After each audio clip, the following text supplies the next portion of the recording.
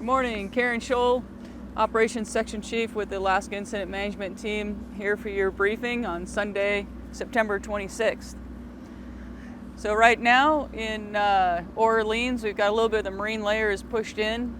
That's kind of knocked a little bit of the smoke out of the area for here, but across the northeast of the fire area, I know you guys are getting a lot of smoke dumped on you.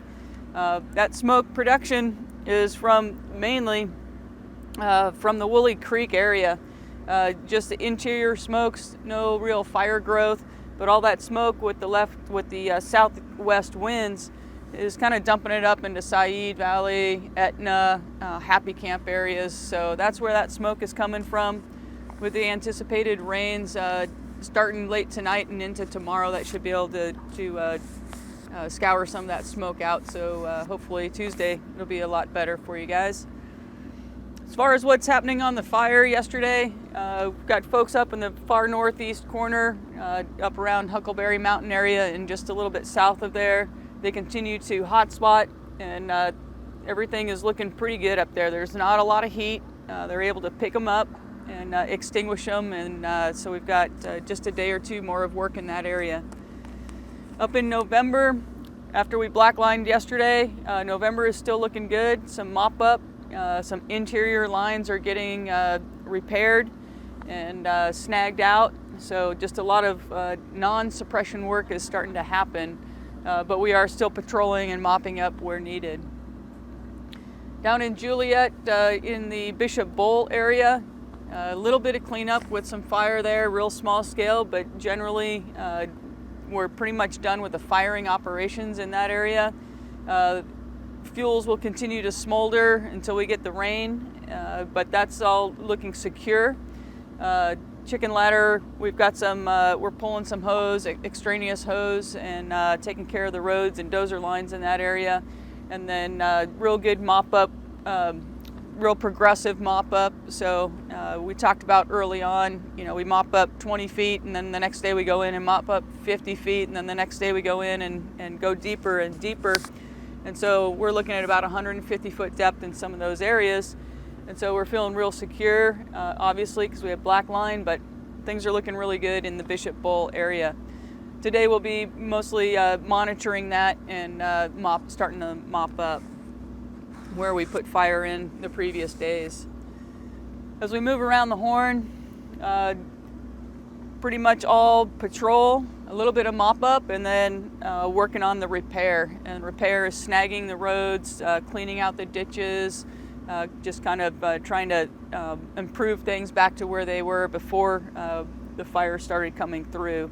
So a lot of repair work happening on the interior roads and pulling of hose and equipment.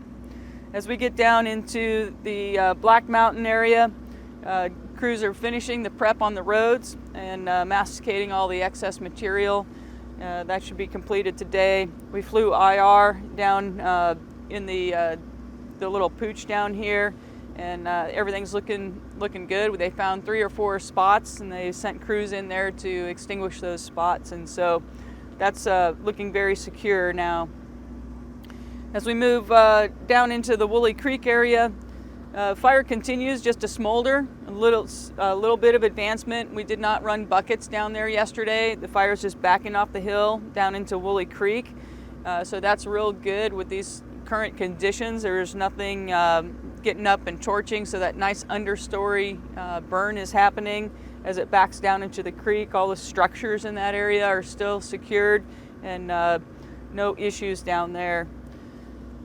The rest of the folks across both the north and the south branches continue to pull excess pumps and hose, sprinkler kits across and out of our furthest out lines, our contingency lines.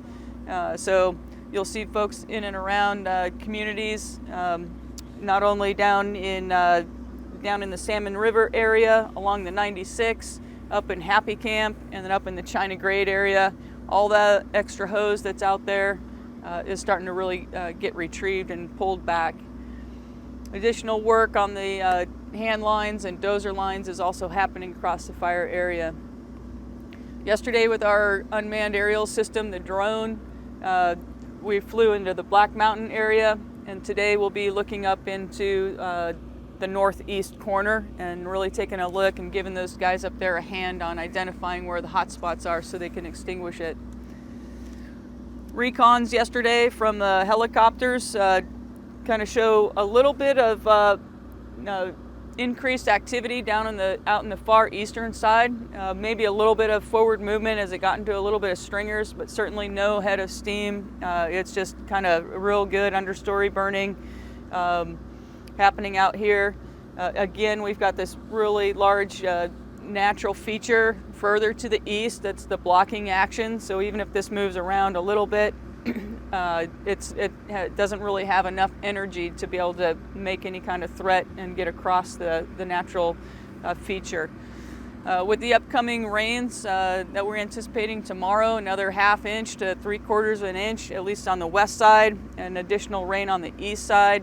That accumulation combined with the previous accumulation from last weekend really puts us kind of at what we call a season-ending event, where just the fuels can't sustain fire really much longer. So there'll be pockets where the rain doesn't accumulate that greatly, but certainly it's going to all work towards dampening down this fire and eventually putting it out. So we don't anticipate fire growth in any direction in the future, and we're feeling really good about the black line that we have on the fire right now.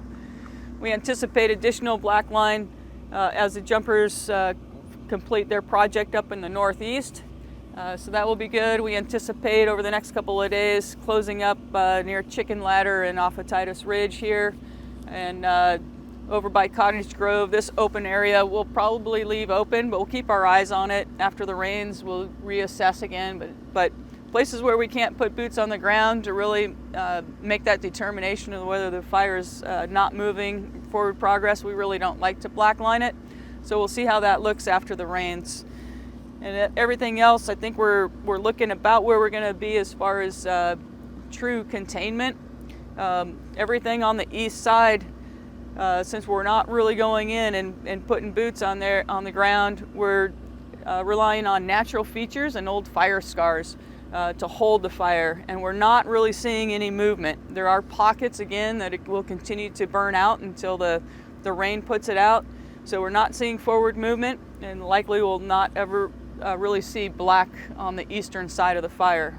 However, we will continue to monitor it and patrol it from the air and using the infrared information that we get on a daily basis. So that's your update for today. I hope you guys have a good Sunday. We'll talk to you tomorrow.